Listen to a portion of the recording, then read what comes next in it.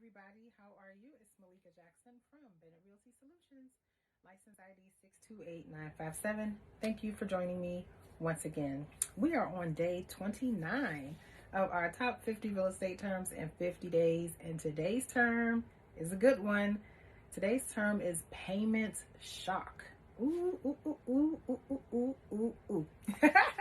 Payment shock. All right, so let's talk about payment shock. So payment shock is when it's a calculation that lenders look for in all the other things they look for to help determine if this buyer is going to be able to handle this loan that they're coming to them to apply for.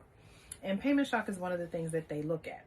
And so payment shock is when you go from paying like a really, really low rent and you're requesting to pay a higher mortgage.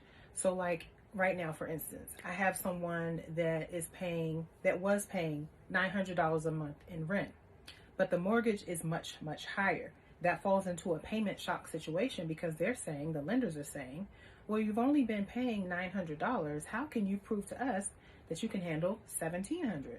So they're not saying that you can't, but it triggers a red flag as opposed to someone who's been paying $1,500 in rent month after month after month after month after month with no late payments. They can prove that they can pay $1,700 a month because all they have to do is add 200 more bucks. Their debt to income ratio is good. It's clear that they can pay $1,700 a month. So that's payment shock. You want to make sure you avoid payment shock. For any realtors that are on here, I know a lot of agents watch these terms of the day to help in their business.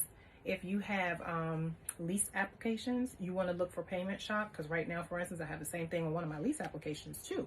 I have someone have a listing at $1,699 in rent, and this person's only been paying $800. That's payment shock. It's going to go up double, you know. So yep, for everyone looking for a home, that is what payment shock is. Your lender will probably screen you for that.